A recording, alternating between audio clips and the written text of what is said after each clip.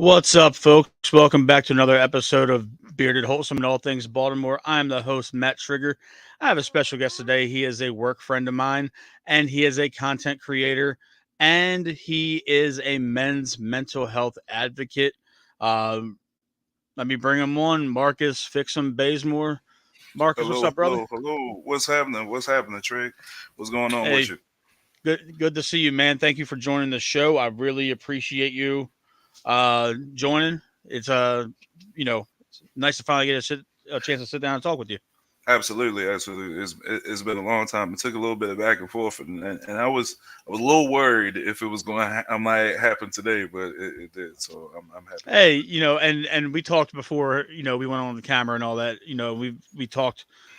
Passing each other in the hallways and stuff. That you were worried that this would be a sports content type of thing, and now I'm back to doing my interviews, man. So Yeah, yeah, yeah. first and foremost, I know that you're a content creator under the name Fixem. You're on Twitch, you're on YouTube, and all that. But before we get into all the gaming and stuff, because that's going to be the fun part, Hmm. um, you are a men's mental health advocate. How did you get started on that portion of what you do for content creation? Well, it kind of just incorporated itself. Growing up in Baltimore, being around here, you experience a lot of different things, and one of the things that I noticed that affects all parts of my life, whether it be me gaming, whether it be my relationship with my wife, is my mental health. And once you kind of start opening up some of those doors to seeing, hey, I grew up around this environment. How has it affected me? Um, I started noticing, wow, like what's going on with me personally, and start realizing, hey, I might need to really like look into this and really make sure that I'm okay. And it kind of just took a life of its own once I started doing some research about men's mental health and how we as men cope with our mental health. I was like, okay, all right, this is something important that I really need to look at, and something that I encourage a lot of my male friends, like, hey, take care of yourself. Like, we go through a lot as men, we feel a lot as men, contrary to popular belief, and we should start. It's okay for us to take care of ourselves, especially if it benefits those around me around us who care about us. I agree with you. I'm not ashamed to admit it. I've in the past, probably the last 5 or 6 years, I've addressed my mental health, and I've gone to see a therapist and um, or psychologist, however you want to put it. But she's helped me through some dark times, and there was Yeah, some critical points in my life where I've had her on speed dial, and I've even called her on the phone, and I was like, hey. I'm really going through something right now. Can you just walk me through this, because it's important for us to have a non-biased third party kind of tell us what's going on, and being critical without being judgmental. yeah, absolutely, 100%, 100%. And as men, we need those safe places that are like that allow us just to express some of the things we do. Like some of the things that we go through, because in in my personal opinion, I think it is the society uh, kind of pushes us to kind of suck it up too much. Like there's a level of toughen up that you need. Like you can't go through life and fold under anything. However, there are certain points where you should get help, or should at least talk to someone if you're going through something. So I agree, because some what might not be big to somebody else might be huge to you, listen, and it's crazy. No, you can't tell somebody else how to bear the load, mentally and emotionally and physically, for exactly. when you're not in those footsteps.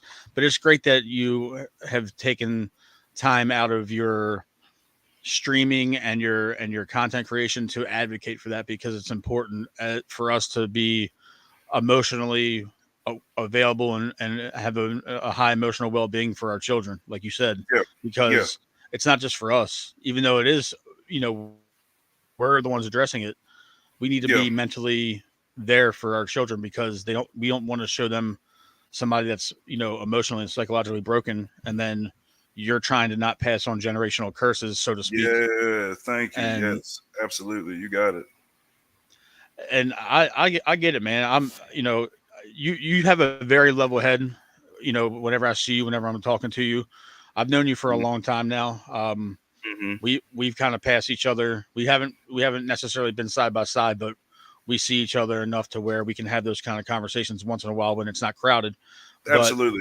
we not everybody wants to get down this kind of level and talk. You know what I'm saying? Yeah, So it's hard. It's a very vulnerable place to tell people, and I think it took the encouragement of my wife to push me and be like, hey, when I told her about some of the things that happened to me growing up, some of the things I've been exposed to through our work, um, she advocated for me like, hey, have you ever talked to anybody? And it really took me talking to somebody who was removed from a lot of my situation to be like, that's really serious. And I'm like, really? Because I just been told to suck it up. So you're absolutely right, and it's good. I have known you for a minute, and I feel like we've been walking past each other, dapping each other up for years now. we have, So we really have, yeah, and a lot of people don't understand, man. I told you we weren't going to go into the work, and I'm not going to, but like you said though just a second ago, talking to somebody and making you realize that what you're going through is really heavy, and when you're just told to kind of suck up, our job desensitizes us, and absolutely. and a lot of the things that we're accustomed to that is just like it's a typical Wednesday is like Hmm. Hmm. is like catastrophic to the eyes of somebody in the medical, clinical to psychology field. They're like, why are you this shouldn't be normal, and it Right. is, Yeah. and Absolutely. and and it, and, Absolutely. it, and there's a reason why we only do 20 years. Yeah. And in some regards, we should probably only do 15 if you think Right. about it. Yeah. Just based on our surroundings and where we're at and what we've been exposed to. Yeah. But Yeah. not to downplay the mental health advocacy, but you have been a streamer and a content creator for quite some time, Yes. and I know that you don't always get a chance to dedicate as much time as you want to it consistently. How has Mhm. that been finding a balance for your content creation with your work life, your family life, and all that stuff going on? Well, first, first having someone, and I have to give a big shout out to my wife. Um, she has been a huge supporter of mine. Um, Even though sometimes it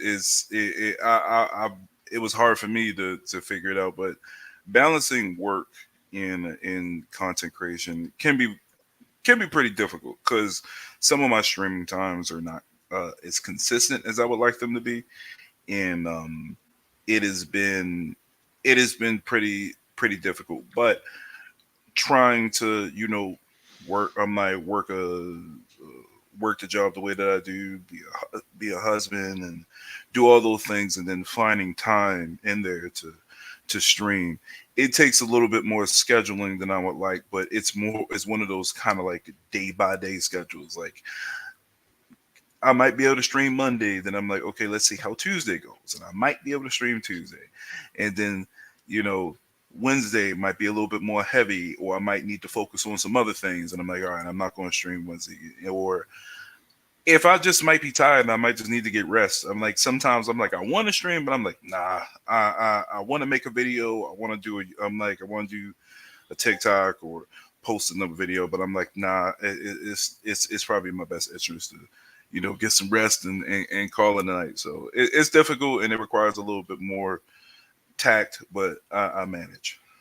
I I agree with you, man. Doing this show for the last 3 years, though a little over 3 years, my wife has been one of my biggest supporters. She's invested into my show, and not just in terms of emotional support. She helped me with, she got me my 4K camera. She, cleared out an area of the basement to help me set up and just have my own little space down here, which has been really cool. Yeah, yeah, that's dope. She shares my content. She's helped me find guests over the years, a few guests here and there, and she's thrown me ideas on what I should do. And like you just said, it's really important for your spouse to support you in this, because a lot of women have a problem with guys that play video games, and Yeah, it's here's my justification to it. I'm not gonna get on my soap. I'm not gonna get on my soapbox and rant though. Bazemore, I'm not gonna rant though. Um, I understand that video games might technically be for children, but Hmm. at the end of the day, out of all the vices that we could have, I think video gaming is probably one of the least expensive and the least damaging to a household because Yeah. they know where we're going to be. They know we Hmm. got our headset on. They know we got a controller in our hand. They know Yeah. that we're not out running around. They don't not knowing Hmm. where we are. Yeah. And I might be an overgrown child, but I'm having fun. This is my way to Yeah. decompress. This is my way to wind down. And I buy one new video game every 4 or 5 months, and I make sure that of course, all my responsibilities as a husband and a father are Exactly. taken care of. And it's like, okay, I'm gonna go get the new Madden. I'm gonna go get the new WWE 2K. I'm gonna go get the new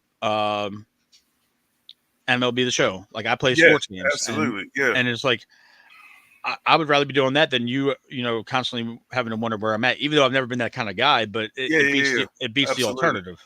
Yeah. Yeah. You're 100% right. And one of the things before I dove headfirst into streaming, because I was originally just doing like YouTube videos, and then I transitioned to doing more streaming. I remember when I first met my wife, and I gave her, I'm like, I think we were dating at the time, and one of the gifts that I gave her was from one of my sponsors at the time. I remember her telling me like she was worried, like, am I addicted to it?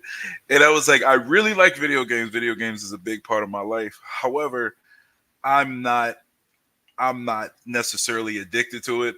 I still take care of my responsibilities. And I think one interesting thing that you said is yeah, like we're not going out nowhere, we're not doing anything crazy, we're not doing anything wild. We're just having fun. And it's funny because I had a guy that I used to go to church with, older guy, and his thing wasn't video games, but it was Legos.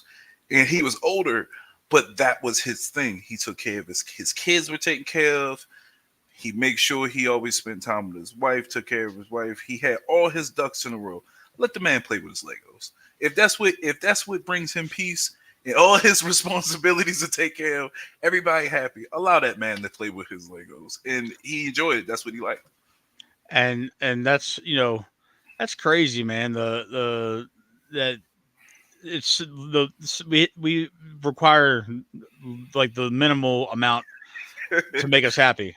Yeah, that's it. And We don't you require know, much. like if I want to get online and I Hmm. want to cuss out a 9-year old, I want to do that in peace. Like I will say some outlandish stuff, Hmm. and Hmm. over the years, my wife has been like, "You really got to like stop cussing out children." I don't really, I don't really play online anymore because of that. And the thing is, as much as I've thought about like streaming would be cool for me, I Hmm. can't get online and not zap out because I zap out. You know, even though video games decompress me, they still stress me out. They agitate me. Yeah, So yeah, it's yeah, it's like a voluntary agitation. I'm like, if like you can imagine how we talk shit at work. yeah, I'm saying this to a 9-year old, and and I, and I have no problem man. telling a child about themselves, especially with what you're a streamer, man. So Yeah. you know Oh, I firsthand know. this Listen, kids say the craziest stuff. yeah, they do. And I remember when I was a kid, and you and a lot of your audience probably would know about them, the old Modern Warfare 2 lobbies in Call of Duty. Like those were some toxic lobbies that I've played in, and that was around the time that um, I was playing competitively and playing on the first pro team I was able to be on.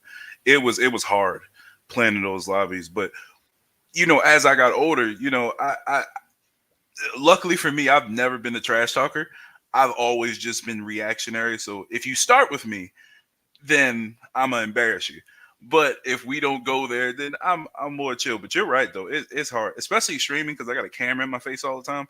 So sometimes I read certain messages in my chat and I'll look and I'll be like, "What is that?" But I have to keep a Yeah, keep the face. I know what But I know what you're talking about. the good thing is though, especially with streaming though, I can block people, time people out. Also, I got some good moderators that are that are good friends of mine that'll stand in and watch my chat for me and help along with like bots and stuff like that. So I really get to like create a environment where I don't allow certain randomness to go on. But like you said, our job helps us create thick skin. So it's Yeah, it helps us create thick skin, but it also, with what they say to us and what we say to them, what might only be mild to us might be horrific verbally, and it's yeah, like, okay, I'm not gonna do tear talk to a child, but I yeah. wanted to, it's funny that we're talking about this in this portion, because I'm gonna go throwback for a second, Okay, to the original Xbox, okay. back when we were all kids Hmm. and teenagers. And my wife actually likes video games. She's not an avid gamer, but she'll sit down, she'll play Grand Theft Auto, and she'll play like the shoot up, like the Red Dead Redemption games that I have on the Hmm. system and all that. But she when we were dating, she was a Halo player.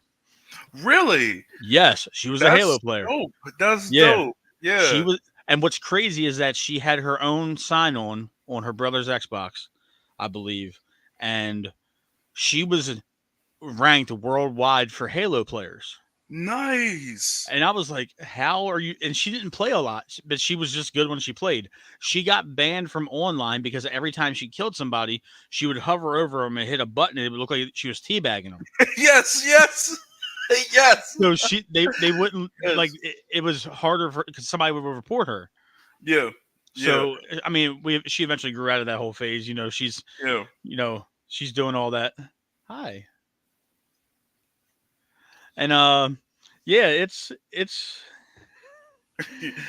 No, that's dope, man. but Like my she's a really good gamer. yeah. She's a fantastic gamer. Like, when she like puts her mind to it and tries. Hmm. And I was amazed, when we were dating, about that.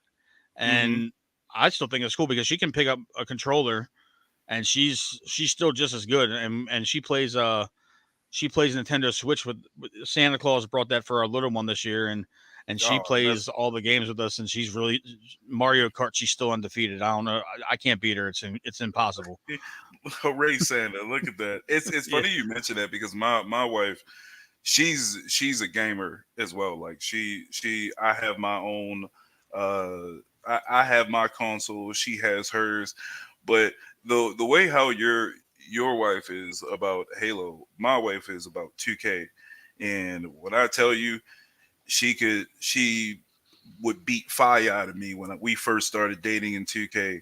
It was the greatest thing, greatest thing ever. She is Well, adorable. yeah. I love shooting live, man. I Yeah, don't normally I don't normally shoot this early. it's great. It's fun, dude. But yeah, like she would play, and the funny thing is, like we got to a point where like my wife would play ranked in 2K, and you know, I'm like people would be surprised like how good she was in 2K. Like I set a couple of my homeboys up too.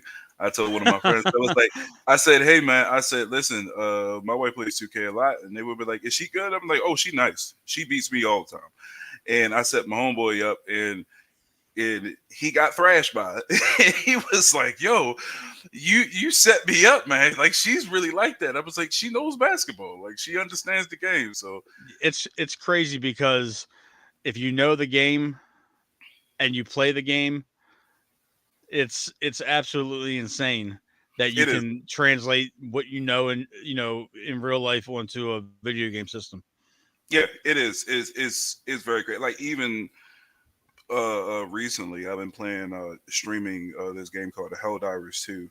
Um, some of just the things that you translate from just at a shooting range just makes sense. Like uh dropping a knee when you reload, seeking cover, like checking your fire to make sure you're not. I'm like, make sure you're aiming in the safe way and not hitting any of your teammates. Like it's certain, it's where the way, especially where video games is going more to a realistic aspect, especially when you think of sports for the most part. A lot of the things that you see, uh, especially in Madden. If I could say, like when people look at like, oh, how can you tell between when somebody's showing blitz or when somebody's showing cover two? Like you can, it translates in Madden so you can actually see it. Like it's a lot of NFL players who will play Madden and they'll stream and they'll actually break down what the play is supposed to look like. So you're absolutely right.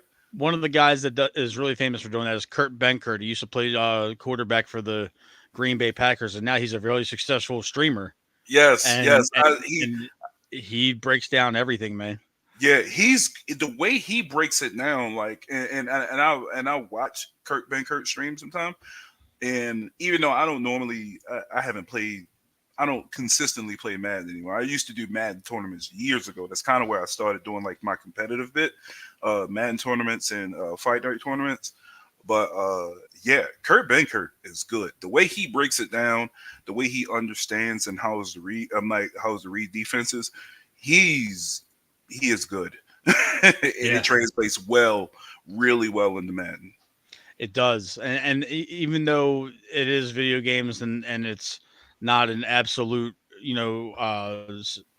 simulation of the sport itself, the way he breaks everything down is incredible. And like when he shows you like this is the defense they're running, this is what I'm going to run every single time, and he's like, he's making he's changing hot reads. I'm looking at it like, dude, I'm just kind of picking plays, and if I see like a blitz, I audible. But Yeah, but he's talking about like what what blitzes are coming while they're pushing, what what's supposed to be open mm-hmm. during this play, about how to throw to a specific area, what type Right, of throws I should do you should be doing.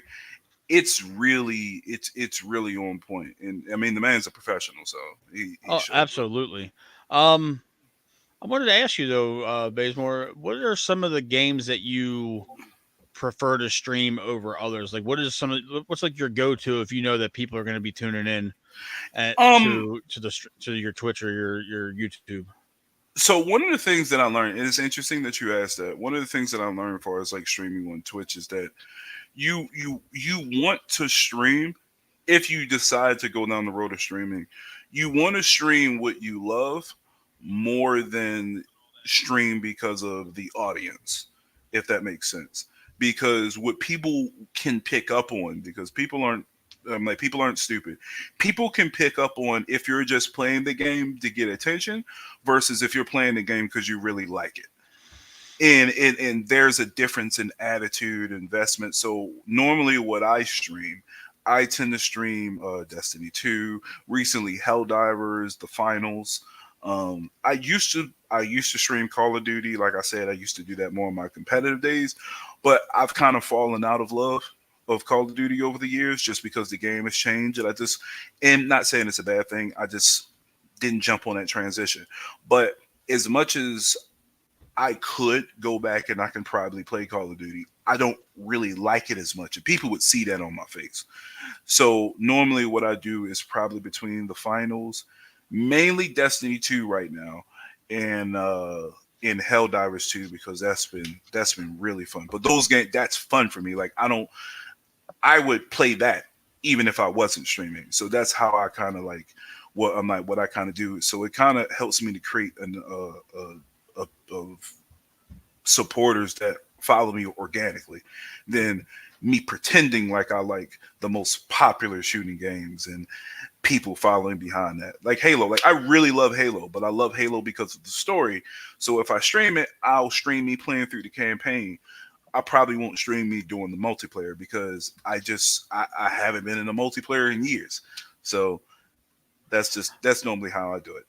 What was the biggest turnoff for you for Call of Duty? Because that is a worldwide phenomenon, and um, the games used to be so good in terms of just changing it up, like the eras. They would do like present day, and then they would go back to like World War I, and then they would kind of transition back up into the more recent of times. It's cool for the weapons and stuff like that, and just the maps and all that. What really drew you away from wanting to play Call of Duty, not only competitively but for streaming purposes? Well, so competitively, it was a lot. I used to play for this team years ago. I tried out for. I was doing some tournaments on my own, and then it was a team that picked me up called Team Sudden Impact, and I they did some other major tournaments um, that I wanted to that I wanted to be a part of, and I had an opportunity to play with them. So, but during that time, the the game focused mainly on gun skill in the sense of you couldn't really it didn't matter how fast you would move. It didn't really matter if you could outmaneuver, slide cancel. However, if you could not outgun someone, you lost that. The way how I kind of transitioned away from it is because um, a lot of what I see now in Call of Duty, people are moving so fast, um, and people are able to do so many different things movement wise that you can be better far as aiming down sight and being able to outgun someone. But if somebody outmoves you, you can still lose. And I've never really been a fan of that aspect. Also, there's been like some changes in a lot of the stuff that the game, I'm like game kind of, does. I just never really hung on to it, and it probably because it might be some bias there as well because some of the pros that I used to watch and follow have kind of retired too because all of us have gotten older. We Right. got families and stuff now, so some of them have become commentators in big tournaments and stuff like that. But yeah, it's what kind of stopped me from like, hey, you know what, I'm gonna go ahead and hang it up. Do modders dissuade you from playing as well? Modders, Yeah. what do you mean? Like I know I hear this a lot in the gaming community that people that use mods to cheat and Oh use yeah, like it's it. supercomputers type things. Well, it's yeah. Hackers do Hackers, make okay, it harder modders, because hackers. yeah. It's harder because Call of Duty also has kind of become uh just as popular as Fortnite, so Hmm. it brings a just such a huge audience, which is good, but it brings in so many people that people people don't want to just compete just to compete. They want to cheat, whether they're using wall hacks, aimbots, invincibility, ability hacks, invis hacks. There's so many different versions of um, excuse me, of different hacks and mods that people use just so they can, and then they jump straight in the rank and it kind of ruins the experience. And I remember it was bad when I was younger and I used to compete, but now I'm like, this is just kind of dumb. Like like and unfortunately I don't think Activision, which is now owned by Microsoft, I don't think they have a really good handle on it because every time I look up either Warzone and I see Warzone clips, it's somebody who's hitting headshots from Baltimore to California, and it kind of dissuades me from that experience. I understand that, and watch some of the videos on YouTube, and I'm a part of a couple gaming groups on Facebook, and Hmm. it's just ridiculous. It's like going into a boxing match with weighted gloves. All it doesn't it makes no sense, man. I thought it's about competitive nature as Yeah, opposed to. I mean, I know everybody wants to use a little bit of an edge, but yeah. It what gets is to a the point. point? It's not. It gets to a point. It's not fun no more. It's like, It's come on now. It's not fun no more. Like now, it's so bad. Like this whole change. Like speaking of sports, 2K they have the I can't remember this mod that you can attach to your controller. But what it does, it gives you automatic green lights, automatic green shooting. So no matter where you're shooting at on the court, it's automatic green. and you will hit every single shot. And I'm like, well, that's kind of phony. And I stopped playing 2K basketball probably 3 years ago now. It's I religiously play MLB The Show ever since they came over from once Sony made it cross platform, because I loved baseball games as I was growing up. But there was like a solid 10 year stretch where Sony monopolized the MLB contract, and I'm yes, a they and did. I'm an Xbox guy, so I Hmm. wasn't going to buy another system just for one game, Correct. because I, just like you like to play Helldiver and the finals and all that. I don't see an appeal in those games, and it's nothing personal. It's just I'm not It's really just not into. your cup of tea. It's sci-fi is not my cup of tea. I Correct. like I like playing third person shooters. I'm a Red Dead Redemption, Grand Theft Auto, Ghost Recon, Yes, sir. Assassin's Creed kind of guy. Hmm, Where hmm, hmm. even though Assassin's Creed is based a lot in folklore, it's still relatively third person. It's just a third person with a campaign, and Yeah. I love time consuming games where I can immerse myself and dive into these games and play. And Hmm. I stopped playing the basketball games. It was too finicky, and everything's about microtransactions now in almost every single game that you're in. And I have a Yeah. problem with that. And um, it's rough. It's rough because you know when these gaming companies used to focus on their product and not microtransactions, Hmm. we had better games at release. Now Yes. you're getting bare bones launches. Then you gotta wait 2 weeks for a patch, and then you gotta wait for Yeah. a patch to fix what they missed the first time. And then Mm. um, like to use an example, WWE 2K. That's one of my favorite Hmm. games. I love Okay. playing. I love playing wrestling games, Hmm. and they release it and it's bugged out, completely bugged out, where wrestlers are floating in midair, they're glitching, the entrances are wrong or this, and it's like you gotta bitch online collectively on like Reddit, and then they put the first patch in, and then you got to start all your stuff over to play the game the way you want to play it with the Mm. people you want to play it, and then all of a sudden you notice something else is wrong, and then there's not going to be another patch for another month.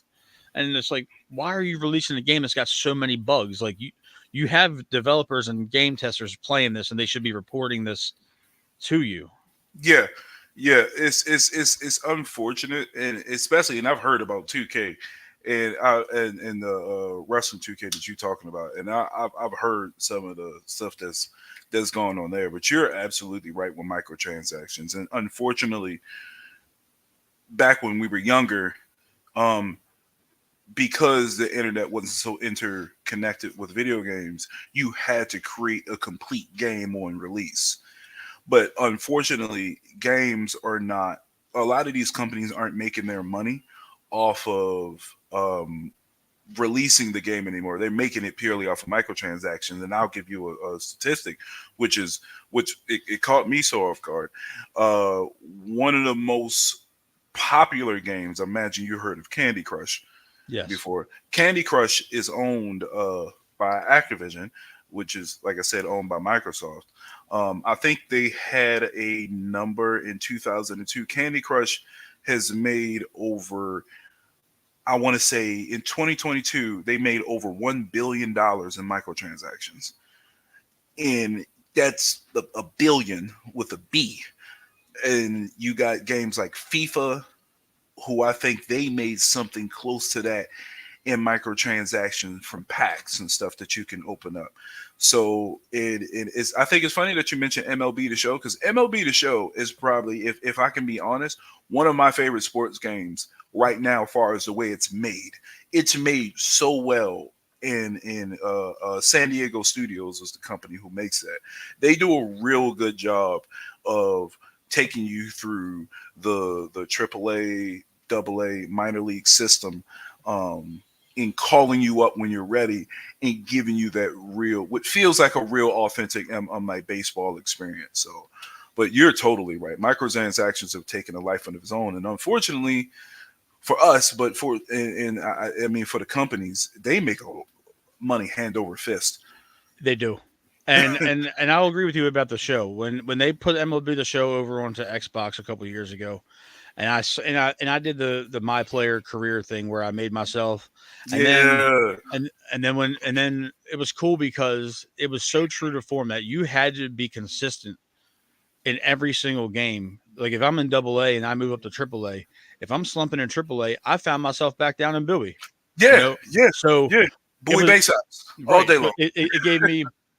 it gave me that authentic feel. Like okay, I gotta hit 240, 250 to stay in Triple A, and if I want to get to the majors, I gotta hit close to 300, and I Yeah. got to be good in the field, and then it makes you think about, oh, what position do I want to play?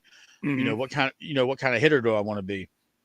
And then when Shohei Ohtani became a superstar, they let you Yeah. they let you make your guy as a two-way player to where you could be a starting pitcher Hmm. and then be a DH or a first baseman on your days off. Yeah. And it was that aspect is cool, and they do it like you said, they do it right. And then they bring in the new uniforms at the All Star break for City Connect because they release in the summer every year. The all Having all the legends that you can do the home run derby with, I think that's so cool. But Hmm. there's one game I really wanted to ask, talk about that has microtransactions have killed they've killed in microtransactions, and that's Grand Theft Auto Rockstar. Yeah.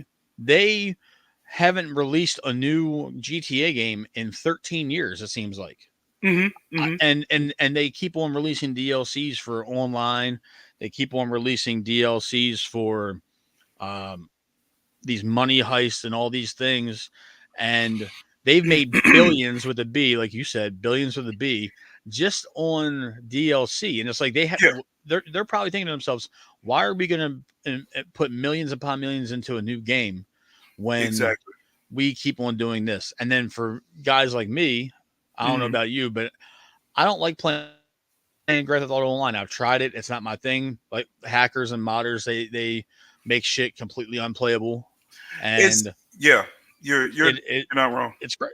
It's it and I, like when I see Superman flying next to me when I'm driving 150 miles an hour, like what the hell is this? Like It's I've literally yeah. had that happen to me. Yeah, yeah, it's so crazy because me and wifey actually played a lot of Grand Theft Auto Online. But what we would do, we would go to private lobbies because we would. I did the campaign, and that was another game that I actually used to stream Grand Theft Auto Online.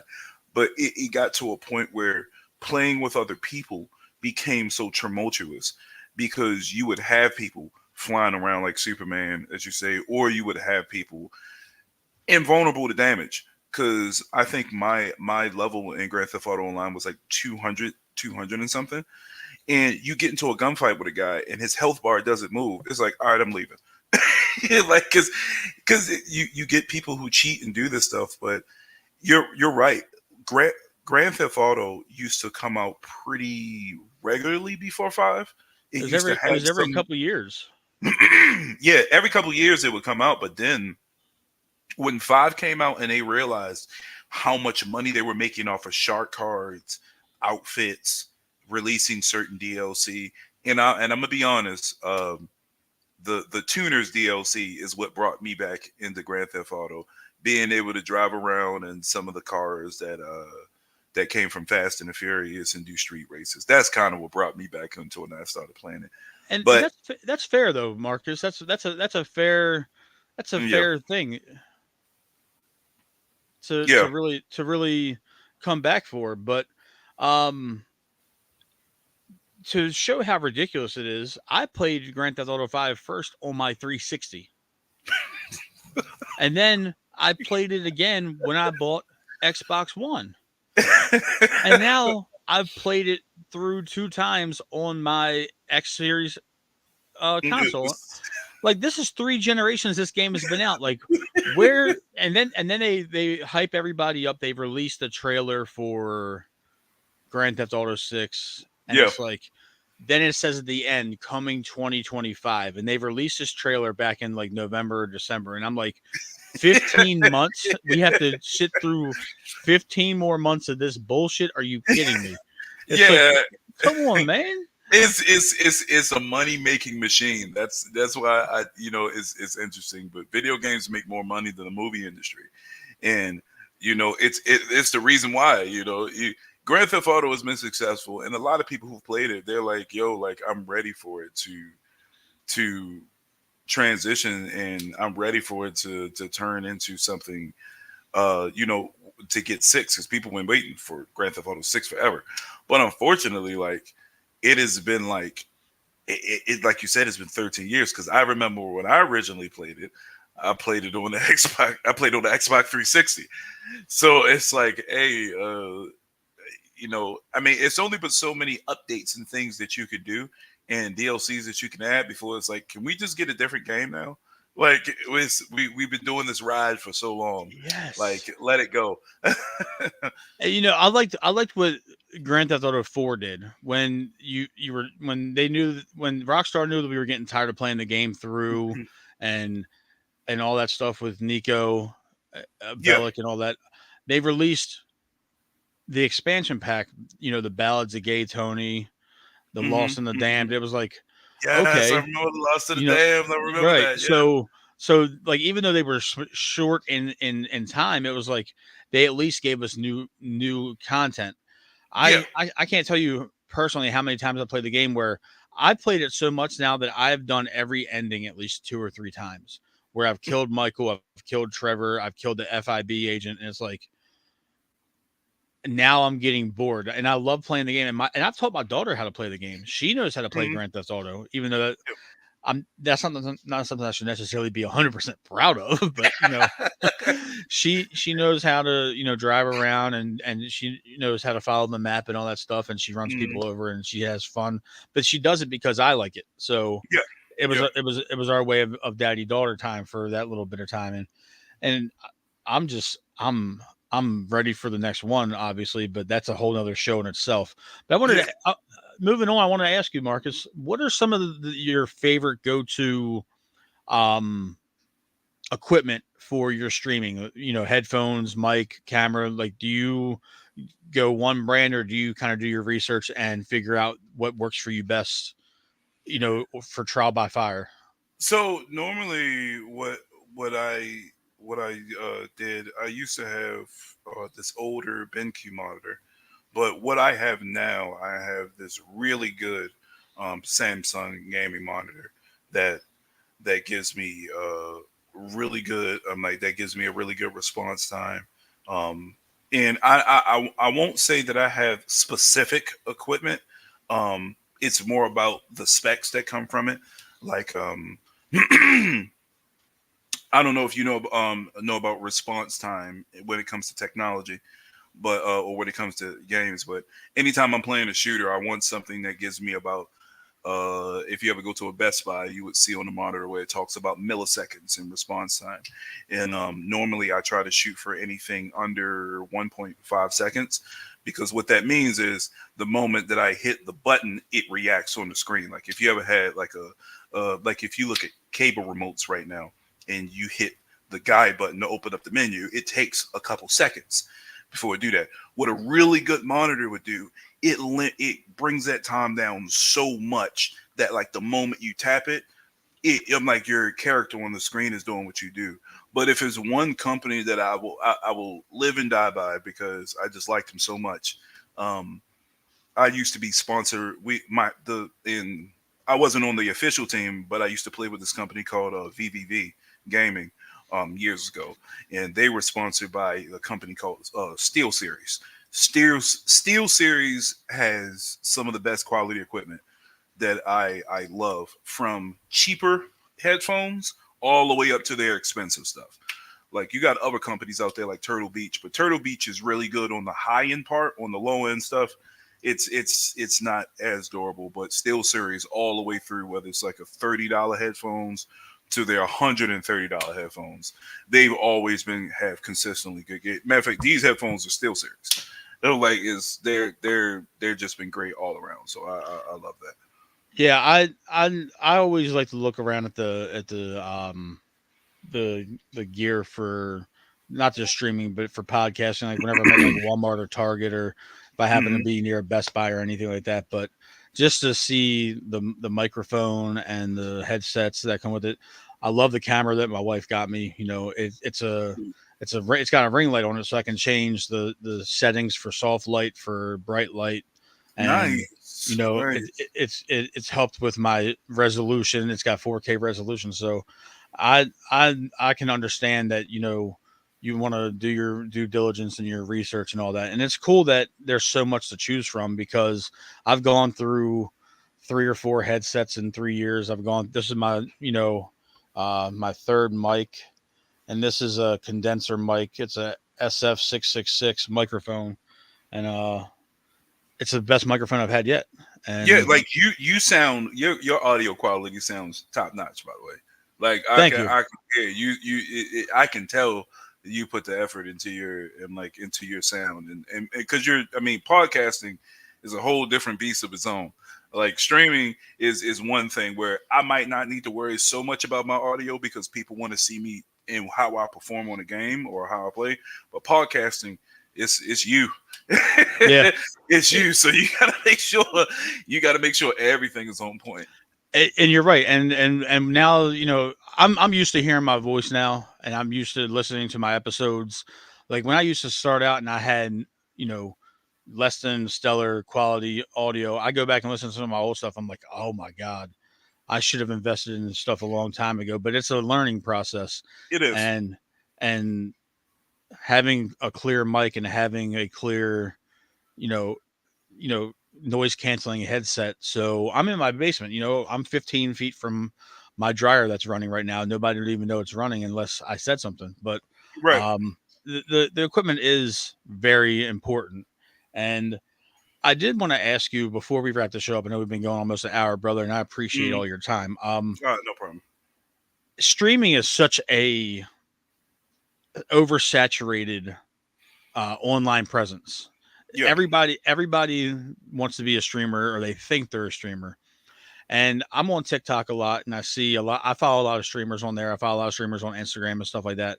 Um, does it piss you off when you see people that get into streaming for the wrong reasons? Like, I'm not just going to say it's just women that do it, but there's a certain sector where it's like Instagram models that think that they can hop behind a microphone and be shitty at game playing, and they're simply there because they know all the little simp boys are going to come up and start tossing them money. Does that kind of make it more It difficult for you to legitimize? I will say I do know what you're talking about and to a degree it's a little it can be frustrating just from the point of this streaming in Twitch in video games has just been a major part of my life. Twitch, excuse me, Hmm. Twitch has allowed me to get a partial sponsorship with them. I got a partial sponsorship with them where I can make money off of it. And the first time I was able to make some money was last year, and it wasn't much, but it was nice to being able to get dinner because I played video games, and I think because I've always been I've considered I consider more myself a purist. Like you play games because you like the game, you enjoy them, regardless what you do and how you play. Because it's not so much of if you're bad at it, if you're good at it. If you like a game and you play it and you just struggle through it, then that's what you do. But I think the overarching thing is because video games have gotten so popular, there's a lot of people who want attention more than they want to play and enjoy video games. So you get this oversaturated market where people don't really like MLB the show or Grand Theft Auto or Call of Duty or whatever game you may have, but they like the attention.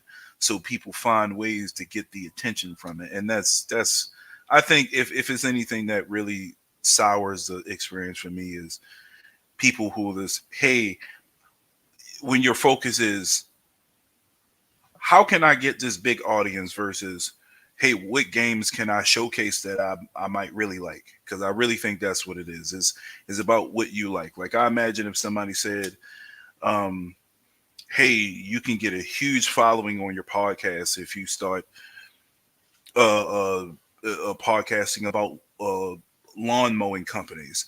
Like I imagine you would be like, well, that's nice, but that's not what I want to do. Like, I can, even if I want to, even if that audience is there, I don't necessarily care about lawn mowing, so I'm not going to stream. I'm not going to bring that on my podcast or feature that as a big thing all the time. But unfortunately, I think that's where a lot of streaming has gone, where because it's you can get a lot of traction from it and you can gain popularity. People want more of the popularity than they just want to enjoy playing video games, and I'll always advocate for just playing video games because I want to stream what I want to stream when I want to stream it, and I'm not gonna. I'm too old at this point in my life to be playing something just because it's popular. So I feel you.